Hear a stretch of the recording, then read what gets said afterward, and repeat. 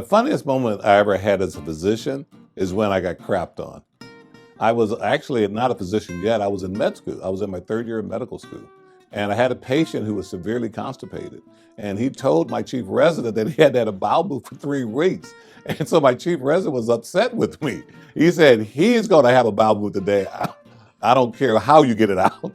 And so I asked the nurses, they said, give him an enema. And so I didn't have a clue what I was doing. So I went down there and my friend came to help me, my other doctor, a medical student friend. And we did the enema on the patient, and I happened to get in the wrong position. So when we got him up to sit on the commode, I was behind him, and I was trapped between 2 beds and the wall behind me.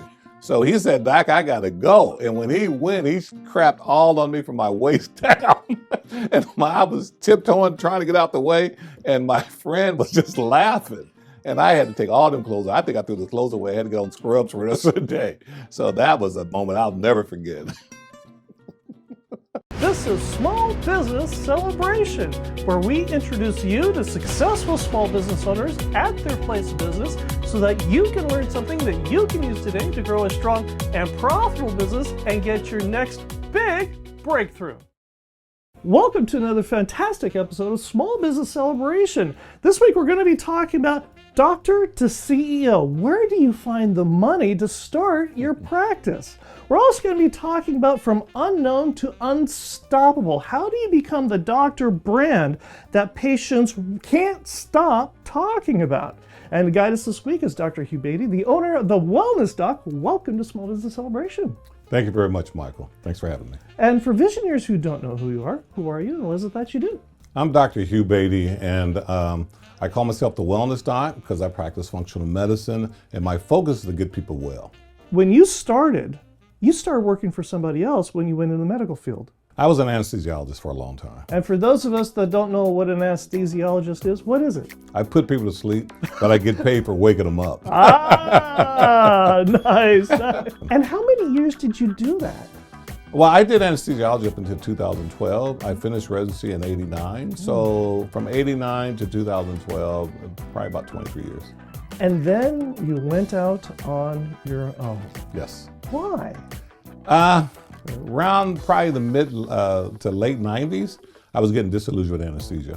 So I was a young man, I was 37, and I was looking at my future, and I said, I don't know about all this stuff in medical care. I didn't sign up for this.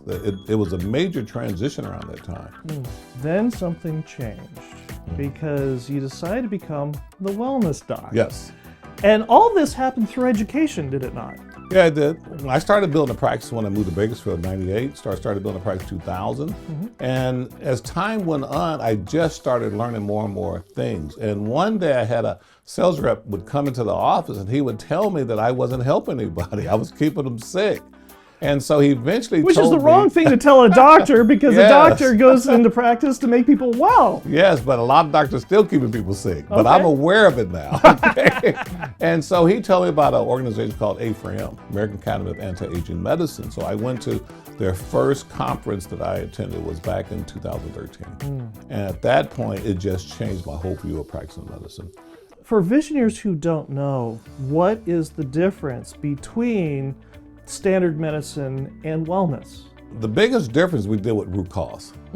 And I'll give you a classic example of that. A couple of weeks ago, I had a patient comes in and she wants to make an emergency appointment for wellness. And I told her, I said, there's no such thing as emergency wellness. She hasn't been able to really sleep since June of this year. Wow. And here we are in October. in October, she's sleeping like 2 hours a night, every night, no matter what she tries. And she had gone to a traditional doctor. It had her on 3 different medications. Wow. And those medications, I can name them if you want me to, but they're pretty strong tranquilizers, and she still couldn't sleep. There's got to be something else wrong there. Yeah, it was her hormones. And I had told her that a year and a half ago. But most patients don't make a change until they're sick and tired of being sick and tired. Right. That's one of my favorite quotes now. Right. So she's gotten to that point. So she's willing to do what it takes to find out why she can't sleep, instead of just keep trying to take a medication to get her to sleep. So, Explain for Visioneers the difference between a standard physician and what they do and what you used to do. yes. and versus what a wellness doctor does? Because Yes. there's some similarities, there's some overlap, but there's also some significant differences. The similarity stops at the diagnosis because we can arrive at the same diagnosis, but what do we do with that information? Let's say a person comes in, their blood pressure's high. Well, you know, the traditional doctors say you got high blood pressure, most likely. I say you got high blood pressure. Here's a statin, take that. Okay, yeah, but the problem is, why is it high? They'll stop at that he has high blood pressure. Right. I'm now saying, why is it high? And then I start looking into why it's high. It could be high that he's stressed out. Well, why is he stressed? Right. You see? And then you're like, okay, then this was going on. Why he's not dealing with it effectively? What's it doing to his hormones? Can we correct this? Can we keep him functioning in that particular role while he has the stress and get his blood pressure under control without meds? See, that's the challenge. For me to see a patient, I need 30 to 45 minutes at least to adequately deal with the patient. Well, if Not I'm the just 15 minutes meds, that a normal doctor gives you? 5 minutes. Right, yeah. You see, and so that's really where the difference is. I read something last night, I have to say his name again, Dr. Cloud, that really blew me away. He said you have to, in order to give quality, you have to take the time. There's no way around it. My practice now is really focused on quality because I'm giving them time. There's no way to get someone healthy without understanding that you have to give quality care. And you can never do that by rushing the visit. Which brings us to money. Yes.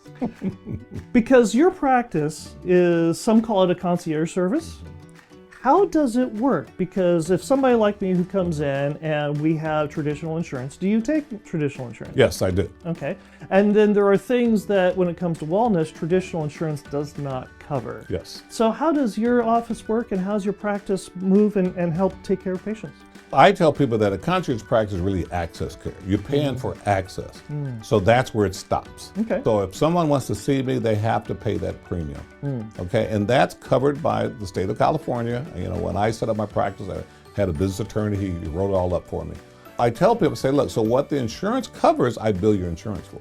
So let's say, for instance, you came to me and you're interested in my concierge practice. And you came there and you hear about some of the wellness things I do.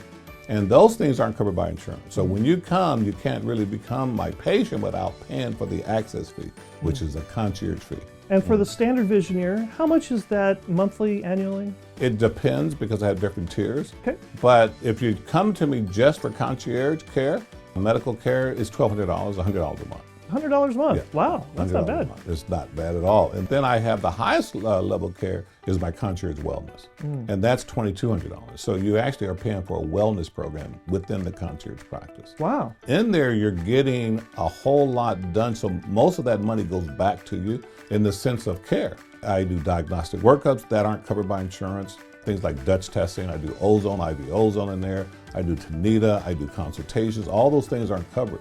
So it's a value of about $1,500. So they end up paying about $70 for the concierge portion of it. Do you also have a program for businesses who want to have their employees also benefit from this program? No, I don't. I would like that, but it's kind of interesting. Concierge is not a volume practice. So most concierge practice, you're looking to limit your patient pool to about 400 patients. Because think about it all of a sudden. I'm finding I've been doing 100% concierge since July. I was gradually growing to that since 2022. Each day, initially, it's kind of interesting. I would do 1 day of concierge a week, and then I began to do 2, then 3. And then one day I just said, you know what, I'm going 100%. And so it gave the patients time to adjust and to test it out. Some people were joining, some people weren't. And then when I went 100% concierge, I noticed something, that all of a sudden I didn't get the scheduled appointments like we were getting because I didn't need to anymore. Because now they knew they can get in. I was like a patient practice of 4,000 down to 400. Well, about 300 right now. And so now we might start off the day 3 or 4 patients scheduled, but end the day with 10 patients. Because they can just come in whenever they can just call, Well, we try not to let them just walk in on other patients because other people are members too, you see? Right. So, but what they do, if they call the office, they can definitely get in that day. And we try to work with them. If they walk in and say, hey, Doc, I really need to be seen right now, we'll work with it, but we try to make it up. So the goal, the sweet spot is about 12 patients a day. And then each patient's getting in 30 to 40 minutes versus I was seeing 25 to 30 a day. That was way too many. Is one of the benefits of being a member of your service Is it that if I have a problem at 2 o'clock in the morning on a Saturday morning, I can call you? Oh yeah, definitely. Yeah, my patients always had my cell number, even when I didn't have a concierge practice. That's just how I built my practice. So they all do, but guess what? They never call. They know to wait till Monday at 8 a.m. I've had them say, Doc, I've been dealing with this for a week and I didn't want to bother you. It's amazing when they can get a hold of you, they don't bother you. If they didn't have a number, they would be trying to call you. Okay, so. And if you've been finding that you've been working with Dr. Beatty and your wellness has improved and you decide that, you know what, the house that you're living in is too small and too cramped, you want to live in better places and have a better environment, might I suggest you buy a new house from Mike Saba, a Zillow Premier agent with Watson Realty, born and raised and never left Bakersfield. Give Mike Saba a call at 661-203-8406 or reach him at mikesaba1@icloud.com today.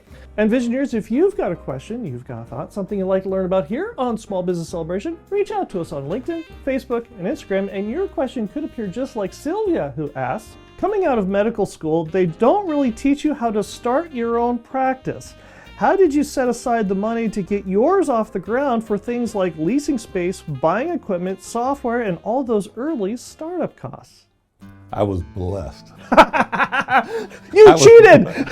Well, you might call it cheating, but what happened was that I was working in urgent care, and this doctor, his patients were coming back to him and had to visit urgent care, and they said, hey, we like that guy that's in urgent care, and so he called me one day, say, hey, you want to come over and work with me?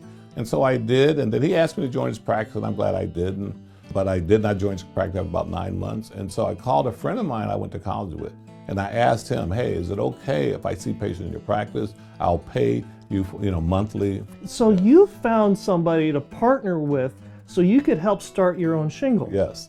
And then I kept doing anesthesia to pay the bills, and I billed one patient at a time. It was for a long time, maybe several years. I would see maybe 3 or 4 patients a week. So I would work, in the office. So he gave me 3 options. He said, you can join me in the practice, or you can work for me, or you can build your own. So I said I'd rather build my own. So I built my own just patient by patient. It took a while, but it took a decade, but I was able to finally move here. So, in essence, you bootstrapped your own practice. Yeah, I did. I funded my own practice. It gave me a lot of flexibility. And that's the key right there, because they don't teach you how to start a business in medical school. No. Especially not from anesthesiology. From whom did you learn the business side of being a physician? Well, the 2 years I took off from practicing medicine, I was studying a lot about investment in business. And so I was reading a whole lot. As an anesthesiologist, people probably shouldn't hear this, but when the patient go to sleep, I was reading. I was reading everything. Right. Because when I first met an anesthesiologist and I first finished residency, and I was 30 years old, and I was asked different anesthesiologists, what do you do with this money? Because I was finally making money like never before from residency. And one said, well, Hugh, whatever you do, don't buy an apple orchard on rented land. They bought an apple on leased land. Right. And the same guy, he had a cattle ranch on leased land. And he said both times he had to move his cattle or he couldn't do it. So he said, I would advise that you learn as much as you can about business and finance and investing. From 30 on until I finally started my own practice in my early 40s, I was just reading about finance and investing, everything I possibly could. And I knew that one thing, cash flow is critical for a business, and debt is the death knell. Right. So I said, well, how can I get the cash flow without the debt? And so I did it that way. Did you have a mentor or somebody to lean on to give you advice on the business side? Not at all. Not at all. It was winging it and trusting God. It was winging it. So I look at it. It was the anesthesia foundation that really made it possible. Because I can go out and make, well, I don't have to tell people how much anesthesiologists can make, but I can work a week and take call and then come back and take 3 weeks to just kind of hang out and try to build a practice. And, because I kept debt down, because that was part of building my practice, keep the debt down, I was able to do it. And so I was able to be very selective with patients too, early on. So. And that brings us to the Visioneer Game, which is brought to you by Minimum Press of Bakersfield. And for the month of November 2025, it's buy one, get one free on stickers. Yes, you can go ahead if you've got a product that you go ahead and you make and whatnot. You need labels made for that product where you need calorie counts and disclaimers and also what it is that you actually make. You can get stickers made up at Minimum Press of Bakersfield. Also, you can get stickers that are fun. In this case, it's I love my RV. And with this month of November 2025, it's buy one, get one free. Level up your branding and your laptop or water bottle with custom labels and stickers. Call Minimum Press of Bakersfield at 661-323-7757 or visit them at mmpbakersfield.com. And don't forget to say, I'm calling about the November 2025 label and sticker special. Call Minimum Press of Bakersfield, 661-323-7757, or visit them at mmpbakersfield.com today. And Visioneers, if you're not familiar with the way the Visioneer game works, I have a random word generator here on my phone. I have no idea what the random words the generator is going to create, but more importantly, neither does our guest. And our guest has to take each of 3 words that I give him and somehow associate each word with his business. Now, Dr. Beatty, you do realize that if you get one of these words wrong, it's going to be utter devastation for the entire medical world, which means that everybody's going to be perfectly healthy. Nobody's ever going to die. There won't be any sickness ever at all, and all physicians and doctors will be out of a job. So you have to get these words right. Are you ready? Yes, sound like heaven to me. I don't think the threat worked. Okay, your first word is strange. I don't know if this falls under the expression of strange, but years ago I was working in urgent care, and I was just walking down the hallway. I saw a nurse approaching me, and before I knew it, she said, "Hey, smell my poop." And she had a poop container in her hand, and she took the jar off. Before I knew it, was right under my nose. I said, "Oh, that's terrible." So that was real strange to me. She could have just told me that she had a problem with her poop. She didn't know what was going on, but she said, "Smell my poop." Nice, that's 1 for 1. You're on a roll. I can't wait for other ones. All right, your second word is penny. People say, "Give me a penny for your thoughts." I think my thoughts are worth a lot more than a penny. And so I just try to get people to understand that when they come to see me, it takes time, and that time is of value. And so you have to pay for it, more than a penny. Nice, that's 2 for 2. Well done, you. Now it all comes down to this. You have to get this last word right, otherwise It's all for naught. Diplomatic. Got to be very diplomatic being a physician. You have to know when to hold it and when to fold it, because sometimes you just have to say, you know what, this is not for me. And you have to be.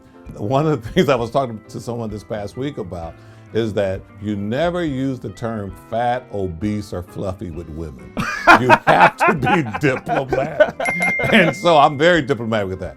And so I let them bring up their weight. I don't bring up their weight. Men, I straight out call them fat. Nice, that's 3 for 3. You have saved the medical industry. All is well now. And now that you've had this life-changing experience and saved the universe, who would you like to thank? Yeah, I'd like to thank Harold Brown. He works for Continental Labor and Staffing. Great guy. I met him at BNI initially, but we have a personal relationship too. We golf together and things like that. And so then he told me about EAKC, and then I became a member of EAKC. You've been working on a book. Yes. And tell us about this book. It's Love, 5 Pillars of Health. Do you want to be well? Tell us about this. Yeah, actually the name is 5 Pillars of Health, Do You Want to Be Well? It's just that when the cover was made by my friend Justin Ebert, and love is the roof of the 5 pillars, and the foundation is water. So it's really, each of those pillars are essential to your health. So the first pillar is hormone balance, the second one's gut health, nutrition, resistance training, and sleep. And without water, your body's gonna die. And we do all this because we love ourselves, and because God loves us, that's why we still exist. Love is at the top, but he just highlighted, so a lot of people think the book is love, but it's actually 5 Pillars of Health, Do You Want to Be Well? And I started learning this when I started my focus on functional medicine in 2013. Each of those pillars were in-depth information that I did fellowships on, whether it was hormone balance, gut health, and so I began to write chapters on each one. Where can Visioneers get this book? You can get online, Amazon Books, as well as Barnes & Noble. My audio version is going to be coming out soon. If you're in Bakersfield, you can stop by my office. I have copies in my office. And that brings us to our second Visioneer question, which is also brought to you by Mike Saba, a Zillow Premier Agent with Watson Realty, selling Bakersfield homes since 1992. Give Mike Saba a call at 661-203-8406 or reach him at mikesaba1@icloud.com today. Visioneer Kevin asks, building a reputation and getting your name out there takes time. On top of that, getting referrals, whether from physicians, practitioners, or other patients, can be tough when you're just starting out. What did you find that actually works to build your brand and grow your referrals? Word of mouth was it. Even till today, word of mouth. And if you take good care of a patient, they talk. Right. Okay, they don't talk as much as when you do poorly with them. Right. But if you take good care of a patient, they will let their friends know. If you do poorly with a patient, they'll let 6 people know, even if they're not their friends. So. When you were first starting your practice and you were working at the hospital, putting people to sleep and reading while they were asleep, you were getting one patient at a time. How were you getting those first patients? I'm pretty personable. So I would meet them on the golf course, at church, just, hospital. The nurses would come to me, hey, doc, I hear you have your own practice. Can I come see you? But it was just wherever. It was just wherever I would meet people. What kinds of places did you go and meet people so that you could become that personal person that they wanted to meet? Basically, church.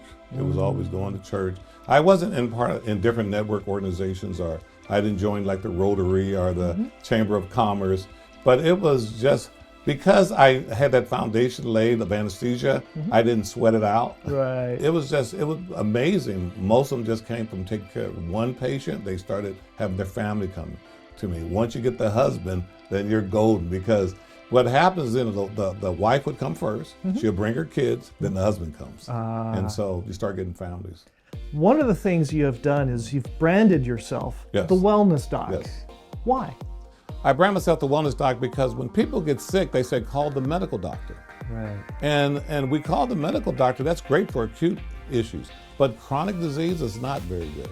So when people have chronic illness like diabetes, hypertension, and chronic sinus problems, they're lacking because those patients keep those diseases. And so what I want them to start doing is say, if you want to be well, call the Wellness Doc.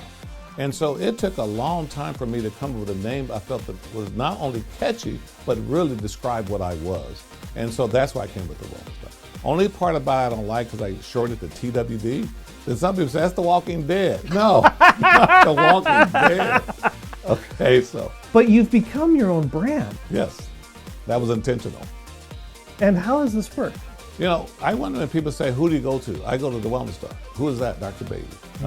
And so what happens when they come and they actually get healthy, then they go say, yeah, I did go to a wellness doctor. And so that's the thing. Versus now they understand that when they go to a medical doctor, they expect meds. When they come to me, they expect wellness. It's no secret that there's a lot of business owners right now who are having some difficult times. Yes. What do you say to those business owners who are having struggles and let them know that it's going to work out? There's always hope. As long as you have a pulse, there's hope. As an anesthesiologist, I used to tell people, I said, as long as your heart is beating, I can get you to the surgery. And it's the same thing. If you're breathing, there's hope. And so that's the biggest thing I think I give to patients, because a lot of times they come to me and they're frustrated. As I said earlier, they're sick and tired of being sick and tired, and they don't have any more hope. And so then you say, hey, there's a lot that can be done, because none of it's been done yet. You've been treated medically. You haven't been treated functional medicine approach, which means that you are inflamed. No one's dealt with your inflammation. And there's a lot of different things causing your inflammation. So let's get to work. Continue to do the same thing over and over, as you already know, is insane. And so I would want to know first what they're struggling with. It could be something that's not related to medicine that's impacting medicine. It could be their marriage, it could be their finance, it could be anything. Is it going to be all right? Yes, it's going to be all right. How so? Because there's always hope. If we were a hopeless people, we all just need to shut it down and just go somewhere and die. But we're not a hopeless people. There's always hope, and that's the thing I love. Because my hope is in Christ Jesus. So I always feel that as long as he's on the throne, there's a chance. Dr. Beatty, thank you for joining us here on Small Business Celebration. Well, thank you for having me once again. And if Visioneers want to get in touch with you, how do they do that? My practice is here in Bakersfield. It's 6001 Truxtun Avenue, Building B, Suite 240. And my website is hughbeatty.com. The phone number here is 661-395-0315. I'm on Facebook, it's Hugh Beatty, Dr. Hugh Beatty. On Instagram is Doc and Back, that's DOCNBAK. And I'll be right back with my final thought. Talk to strangers. Talk to strangers. Eagle Eye Visioneers have probably noticed that over the last year or so, I've gotten a lot more silver and gray in my beard, and some tell me it's because I'm becoming more distinguished with my age. Others are saying, Michael, you're getting old. The reality is I'm a Gen Xer, and my generation grew up with a don't talk to strangers. Who knows what evil, nefarious people you may run into. And it's our generation that designed and engineered the mobile phones and the digital world that we live in today. And we've produced an entire generation of people now who don't talk to strangers. They communicate entirely through their mobile devices. And how many times have you had a conversation where it's all been by text message and all by acronyms, words that are 3 letters or less? Yes, that's the problem, because now we have an entire business community of generations of people who were taught not to talk to strangers, and combined with people who don't talk to strangers. Yeah, good times, huh? Well, there's a way to fix that. The next time you're standing in line and for whatever it is, like you're at the restaurant or the car wash or whatever it is, do something dastardly. Talk to a stranger. Who knows who you're going to meet?